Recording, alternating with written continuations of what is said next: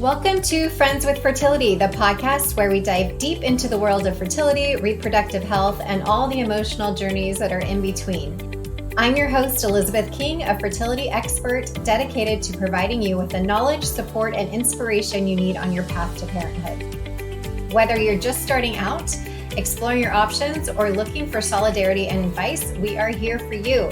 Let's embark on this journey together and turn uncertainty into empowerment and make friends with fertility. Let's get started. Hey everyone, welcome back to Friends with Fertility. Today we have Lauren Enright. Welcome, Lauren. Hi. She is a mind-body fertility coach, a somatic experiencing practitioner, a fertility yoga and mindfulness and meditation expert, behavioral breathwork guide, and birth doula with an academic background in neuroscience and education and over a decade of experience. She is the creator of the Fully Fertile Method, a mind-body program which has helped folks from all over the world heal from trauma, process unresolved emotions, transform limiting beliefs, and develop a resilient nervous system so they can get and stay pregnant despite age, past failures, medical diagnosis, statistics, and recurring loss. After birthing and parenting 2 children of her own and experience the deep healing that motherhood can bring, it's now her mission to help people break cycles and intergenerational trauma by educating, empowering, and supporting them in all stages of their journey. I don't know where to begin because I love all of this. First of all, I want to be on a weekend and just like hang out and do the mindfulness meditation, yoga, breath work, all the things. And I'm not trying to get pregnant, but it just sounds really beautiful right now. So how did you get down this path? Yeah, you want the long version or the short version? Whatever's pulling you today. Yeah, so my path to my fertility coaching started really with my own birth. And when I gave birth, to my second child, it was a very empowering experience that I didn't know was possible. And so when I was looking to change careers, like a lot of new moms do, when I had 2 littles at home, I decided that I wanted to become a midwife. And when I started to look into midwifery training, I saw that it was not something that I really wanted to take on at the time of having 2 littles at home. And so the next best thing was to become a birth doula. Okay. Because really, I think people don't realize like how much education and time and studying goes into becoming a midwife. It's real deal. Yeah, it's like going to med school. It's a 4-year program. Yeah, and it's not located, I would have had to travel to go to it. And so Gotcha. Becoming a birth doula was great. And that was also something that would allow me to pair it with my prenatal yoga. So I was already teaching yoga at the time. And so that was kind of the career transition that I got into. I was a high school science teacher. And after having my kids, I transitioned to becoming a birth doula, and I was teaching prenatal yoga and mom and baby yoga. And then COVID happened, and I wasn't able to teach in the yoga studios, and I wasn't able to go to the hospitals to give and offer birth support. And so I started developing some online programs. And at the same time, I love studying. I love learning. And so I was, continuing my studies and did a program to become a fertility specialist with the doula school that I had studied with. So it was a fertility specialist certification program to learn how to teach fertility yoga and also how to offer that emotional guidance and support to people going through infertility. So did that program with them, and then launched my first, what I called mind-body fertility support group. And in that mind-body fertility support group, I was supporting women, giving them the mind-body tools such as meditation, mindfulness and at the time we weren't really using that language of nervous system regulation. I feel like it's such a hot topic and term today, but at the time it was more like, hey, we're just going to really learn, what is blocking fertility beyond just the medical diagnosis and tests that we might be getting from the traditional medical system. Right. Which I think funny enough, people are now kind of waking up to that a Yes, little bit I more. see that. Hooray! Yes, to Yeah. realize like maybe this doesn't belong to me. Maybe the issues of me not getting pregnant or not carrying a baby to term don't, are not mine and whatnot. So walk us through when you're working with somebody where you might start to go down that path of say, let's look at something a little different. Maybe they've been trying to, they've done the fertility yoga, they've done all the supplements, they've done all the things. When you start to recognize maybe there's some deeper work that needs to be done? Yeah, so over the years, I've really worked to develop language that meets people where they are when this might be a little bit new to them. And so the way I describe it today is I talk about this concept of like the four body model. And being that, most people I'd say are familiar with the concept of I have a physical body. But then I like to introduce the concept of, well, we also have an emotional body, and we also have a mental body, and we also have an energy body. And if we cannot find the root cause of our fertility problem or any other really health problem, I mean, I'm working specifically with fertility, but when we look at holistic medicine and health, this is really what we're doing is we're going beyond the physical body. We're looking in the mental body. And this is what I really like to do with my clients, of go into what are the beliefs, what are the thoughts, right, that are there that could be impacting the fertility, in that like you not believing in your capacity to be able to conceive. I also like to look into the emotional body of what is the body holding, like what previous experiences from this lifetime. I don't go too much into past lifetimes, but I do believe in that as well, as there could be like things that we're holding from our So ancestors.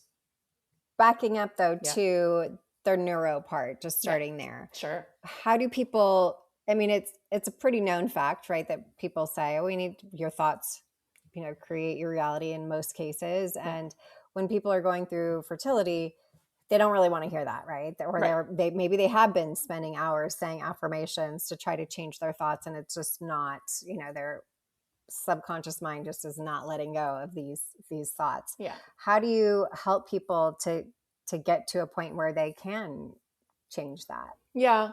So I like to talk about the importance of the embodiment of the thoughts.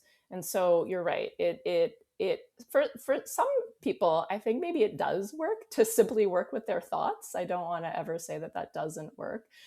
But when I'm working with my clients and maybe they've tried that approach before and they're like, oh, they can feel that like it just doesn't feel true to me to just repeat these words. Right. We talk about really this idea of making sure that the body is also on board. Like the Right. body has to also believe the thoughts that you're telling Right. yourself. You feel it on a visceral level when Yes. you say that, of like, there's something about this that I can get my head around and believe, rather than something that's totally out there. Yeah, exactly. And I always Mm-hmm. say too that it's when we say those words, there is a visceral sensation that shows us that the body's in resistance and the body doesn't quite believe it yet. But Right. I'd say that that is also part of the process of that, when we can actually repeat something that like it's playing the edge a little bit. It's not too far-fetched, but it's also something that maybe our body is a little bit more open to moving towards. Then we can work with that, and then Mm-hmm. really like practice that consistently to say that, but also feel the sensation in the body so that it feels like the body's actually believing it as well. Right. Okay. Thanks for clarifying that. And Yeah. so on to your next one. Was it emotional that you were? Yeah, the Oh, emotional forgive me. body. Yeah, exactly. And the Okay. four body model. So the mental body and then the emotional body. And in terms of the emotional body, what I see, again, it's on a somatic level, is that the body stores pain. The body stores grief. The body stores sadness. And while it can be really helpful to talk about the pain and the grief and the sadness, and that can bring solace. Also, if we're not checking in with the body, then it could also lead to a situation where we maybe cognitively we think that we've kind of quote unquote kind of gotten over or processed emotionally, but that the body is still holding on to an experience that might have been too much to handle, as from a nervous system perspective, like it couldn't fully digest the process. And how do you know that or not? How do you determine that? Yeah, so that's a good question. And I'd say that people on their own might not necessarily be able to, maybe intuitively they just have the sense that something still needs to be healed. But I'd say that when I work with someone, I'm able to tell, because I can sense in my body what they can't sense what's in their body.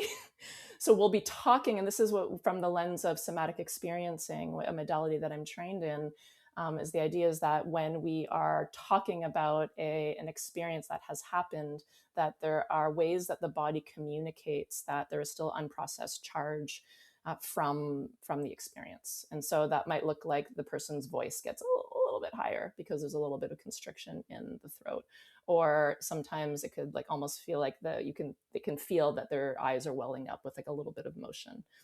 So there can be Okay. signs like that.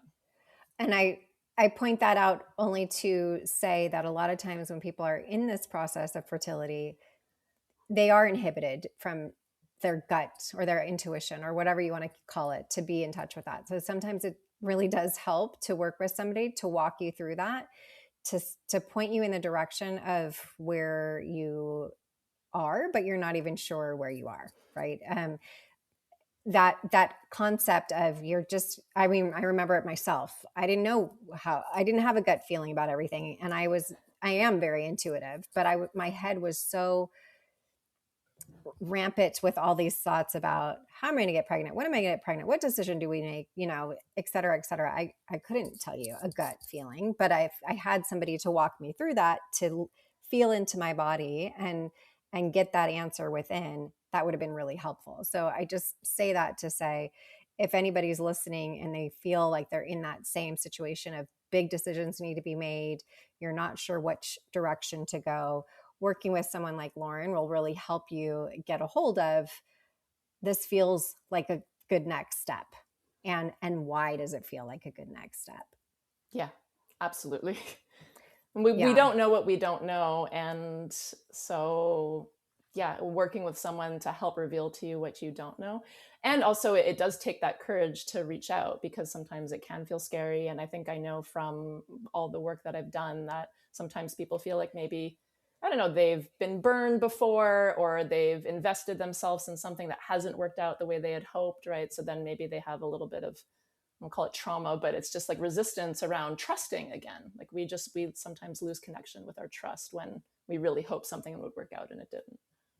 100%. Yeah. And I think it takes a lot of things to try, to Yeah. say, tried that, didn't work out, or didn't work to the full extent that I thought it would, but maybe it moved the needle 2%. That's 2% better than you were before. And I think that resistance is part of the bigger picture too, of feeling like, nothing's working for me, this isn't going to work for me, right? It's that mental cycle that you get into, as opposed to maybe it could work, maybe this could be super easy, and maybe this will be the time where it does shift for me. Because we try to do all the things, the yoga, the acupuncture, the supplements, the therapy, all of the things, and we can never really say this one thing is what moved the needle and got us pregnant. No, but doing all the things of making good decisions and having that team of support moving you in that direction all together will help you in many ways that you never even thought were possible. So I think just leaning into that, even though you may have had a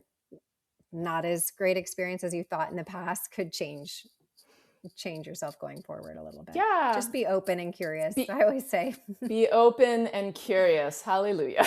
Yeah. And that's when Yeah. clients get results. And, because I am a scientist at heart and I really like to see patterns, and I like to, when I go walk women and couples through my program, my mind body program, I really like to after ask myself the question of like, why is it that some people get success after 3 months of working Mm-hmm. and going through the program and some people don't? And I'd say one of the main things that I see is really that openness. When people come to me in that place of openness and curiosity, it ends up working for them. Right. And I think curiosity does not equate I'm 100% bought in, No. right? And I think that's where people need to know the difference. Just showing up and saying this could work, as opposed to I've done this before, nothing's working for me, I'm trying so hard and nothing's working. That's a very different energetic situation to walk into something. So I think the energy body was another one of your pillars that you mentioned. Yeah, absolutely. And this is the one it's definitely a little bit more subtle. And the way I like to describe it to people, because I'd say a lot of people who are on a fertility journey have heard of acupuncture, who have tried acupuncture. So that's how I Mm-hmm. like to go about describing it. I'll say like, oh, well, if you've been to acupuncture, then you know that we're working with the meridians of the body. And the meridians Right. of the body are the energetic channels, right? Because it's the chi that's flowing through the energetic channels. So from the perspective of yoga and the tradition of yoga, we talk about something very similar, and we call them, though, instead the nadis. And the nadis and what's flowing through the nadis is called prana. So prana is the same thing as chi. Mm-hmm. And so I'd say today breathwork is becoming a lot more common. And breathwork is kind of a modern day practice based on the tradition of pranayama, which comes from yoga. And the word pranayama means to take control. So prana is energy Interesting. and yama is to take control of. So when we do pranayama, we're taking control of our energy. I Uh, love that, especially in a fertility journey where you feel like so much is out of control. Absolutely. And so this is what we also is helpful, right? Is when we can start to identify what are the things we can control and what are the things we can't control. And so, yes, we had to a certain extent, right? It's never Right. 100%, Of course. but we do have some control over our energy body, and we can control it by how we breathe. And so, what I there's a lot of different ways that we can control the energy body. So breathing is one of them, but then also how we move our body is going to be also really helpful to bring harmony into the flow of energy of the body. And speaking of fertility yoga, Yes. I mean, there's a million things online about fertility yoga and what to do and do this, don't do that. Yeah. How much of that is accurate? If somebody doesn't have a yoga studio that offers fertility, or they don't have the money to get into a program that specializes in fertility yoga, are there certain poses that you would say absolutely do this because it does X, Y, Yeah. and Z, and or absolutely avoid doing this Yes. for those that are listening? Yeah. We could do a whole podcast on that. I'll try Yeah. to keep it brief. And this is my perspective. I think maybe someone else who teaches fertility yoga might have like maybe a slightly different perspective, but something else, like there's different styles of yoga. And so, and there's different types of energy in terms of the yin and the yang. So the Mm-hmm. yin energy is the feminine energy, and the yang energy is the masculine energy. And so some yoga practices inherently are very yang practices. This is the type of yoga that we might typically get in a Western, not all Western studios, but it is the typical thing. Like if you go to a gym and your gym has yoga, it's going to be like a very strong, maybe like a power flow practice. That's Okay. something that I would say I don't recommend for people who Okay. are trying to get pregnant, because we don't want to be adding fire. We don't want to be adding more yang or more masculine energy. We Okay. actually want to be kind of leaning into the yin and the feminine energy. Mm-hmm. So if your local yoga studio, or if you can find a practice that has a yin yoga class, that's what I would recommend. Because what yin yoga is yin yoga really invites us to go a little bit slower. We are holding the postures for a longer time, and we're not generating so much like contraction and force in the body. Mm-hmm. Which makes sense. I say that to everyone as far as working out in general when you're Yeah. trying to get pregnant, right? We don't want our body trying to recover from our hard workouts when we want it to be focusing on our reproductive system and flowing and working. So Yeah. that makes sense. And tell us about your program. Okay. I mean, I know you dove into it a little bit, but how Yeah. does that, is it a group program? How does it work? I do it both as a group, and I offer it with one-to-one. So it Okay. is a 3-month program. It is a mind body program that I developed 4 years ago, and I've just been tweaking it and making it better ever since. Yes. And so it involves the modalities of meditation and journaling. I pair meditation and journaling together because meditation is a really great way to get us out of our prefrontal cortex, our logical, linear thinking brain, and it allows us to access the subconscious. So when we're out of our thinking, doing, this is what I need to, my to-do list brain, and we're a little bit more connected also to our body, right? We're then able to see things a little bit more clearly, clear seeing. And so the meditations are paired with some interesting contemplation questions, because I really like to empower my clients also to just, one of the core empowering beliefs that I have for everybody on a fertility journey is like, you have all of the answers within you. Like the answers come from within. And so instead of always looking externally for validation, I mean, external support is helpful to point us in the right direction. And if we're continuously just, giving away our power and just always going by what everyone else tells us to do, then we're disempowering ourselves. So that's part of the idea behind the meditation, the journaling. There's also yoga, like one yoga practice that goes along with each meditation and journaling. So there are 12 themes for 12 weeks.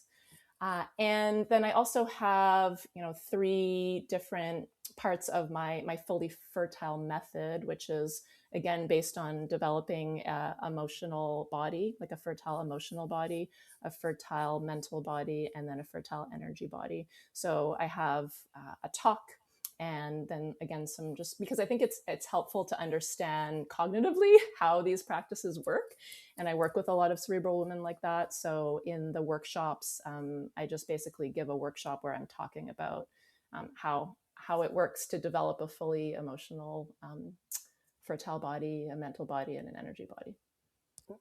Sounds glorious to be able to like be in that energy. Yeah.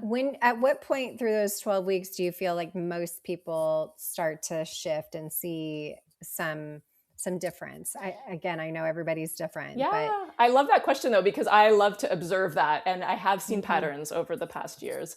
And so month 1 of the program is heal. So we're focusing really on developing safety in the nervous system. We're focusing on allowing maybe what's been there that we've been fighting and resisting, and we're focusing on accepting things exactly as they are, even though they're not the way we want them to be. So that's the importance of the healing.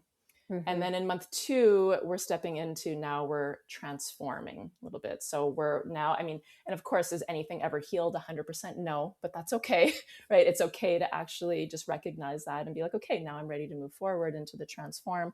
And what we're doing in the transform module 2, month 2, is we're looking to transform our relationship with our mind, with our heart, and with our body. And also with our womb. So I talk a lot about the womb. And so I'd say that that's like when it's by usually at the end of month 2 that I really notice that people start to really kind of tangibly they're able to notice a shift in themselves. And I'd say probably the number one thing that I see is that they're able to recognize, like when there are pregnancy announcements around them, like this is often a thing, right? Is that when our friends or family members tell us that they're pregnant, it can be very, very triggering, and it can send us a little bit into like a victim mentality or mindset, or just like, it's hard, it's a trigger, right? And so I'd say this is something I see time and time again, is that by the middle of the program, end of month 2, that genuinely my clients will be like, Lauren, like my friend told me I was pregnant, or they're pregnant, and I'm so happy for them because I know that my turn is coming. Like they really get into that genuine place of being able to be happy for somebody who's pregnant. That's huge when you're in it, because for so long it doesn't feel that way, right? So to be doing some work on yourself where you get to a point where you feel like that is a game changer, really, because everything else begins to shift also, right? That's just one trigger that's outward that we notice, but that in turn means so much more in the bigger picture of just feeling calmer, I think, overall in your journey, and more self secure, I guess, in where you're at, which is so important because it's such a fluid situation of being on a fertility journey. Yeah. Well, and then there's other things too, like often partners, because I work primarily with women, but then I find that they'll tell me that their partners start to notice differences in them, and this is usually by month 2. And that they'll say like, oh, you're a lot more calm, and even friends will start to notice it. And then even there's some kind of markers that we can get in tests that we do in the medical system. So I have had clients, who are, the program is meant to be, it's not, only if you're looking to conceive naturally, it's also meant to be a complement to fertility procedures like IVF. And actually a lot of my clients, when they do my program, just 3 months, they end up that when IVF hasn't been successful for them before, it then is successful after they've done the program. And some of those markers of just like FSH levels, like people will actually come back to me and tell me that when they go and do blood tests, that their indicators of their fertility have actually improved after doing the program.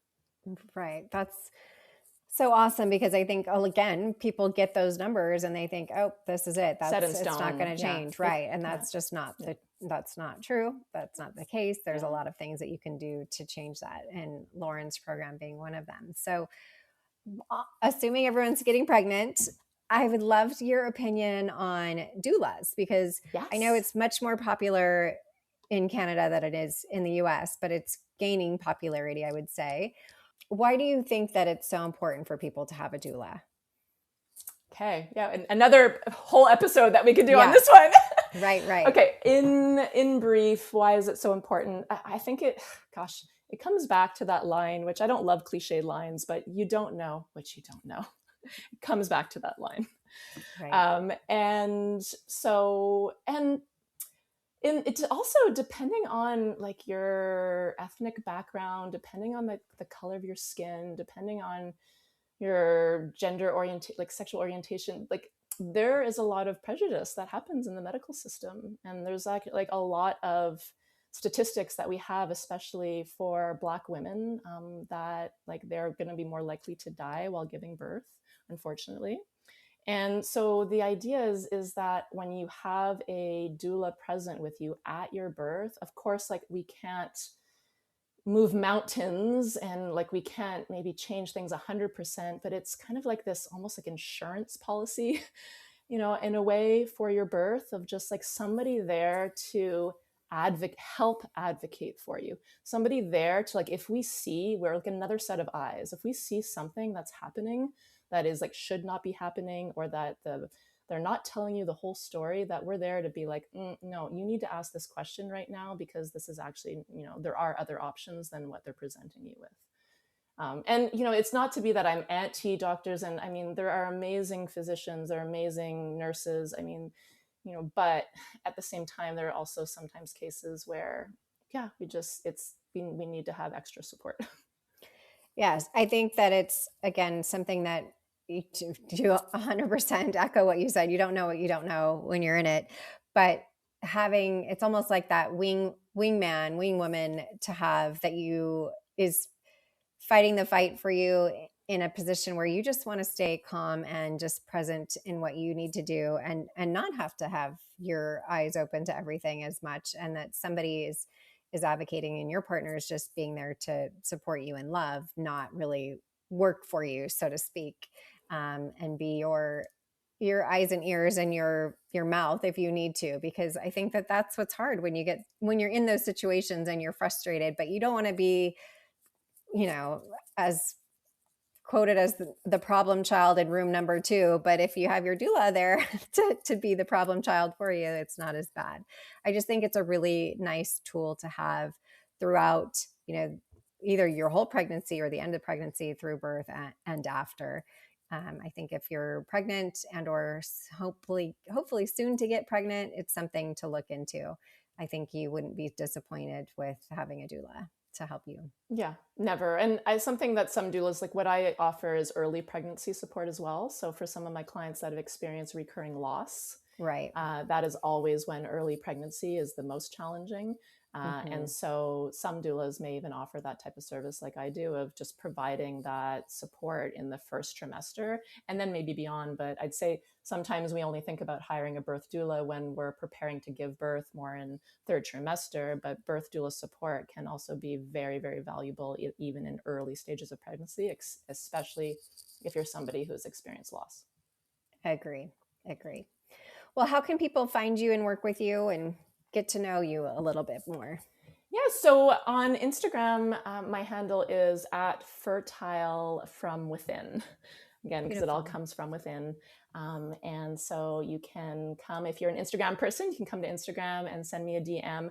I am like high touch, so I don't have a lot of automation set up. I really like developing personal relationships with my clients. So I respond to all my messages, and you can kind of get links for other things that I have there. One thing that I like to offer everyone to just get a taste of some of the practices that I have to offer and just to get to know me is my Mind Body Fertility Toolkit. And it's just a little mini course that offers you 2 fertility yoga practices, 2 breathing exercises, and 2 guided meditations. Sounds beautiful. Yeah. Well, thank you so much for your time today and sharing your insight. I think it's so unique in the sense that it covers all of these different areas, and what a beautiful space to be in when you are looking to conceive. I think it really, to your point earlier, regulating your nervous system when most people don't even realize that it needs to be regulated. But when you're on the path, you're at a stress level that you don't even recognize that you are in most cases. So yeah, absolutely. Thanks, well, Elizabeth. thank you so much. Talk to you soon. Bye. Thank you for joining us on this episode of Friends with Fertility. We hope that you found the stories, insights, and tips as inspiring and informative as we did. Remember, you are not alone on this journey. Your friends with fertility are here for you. If you've enjoyed today's episode, please subscribe, rate, and leave a review on your favorite podcast platform. And don't forget to follow us on social media for updates and more fertility resources. Until next time, stay hopeful and keep believing in your journey, and know that we are sending you lots of love.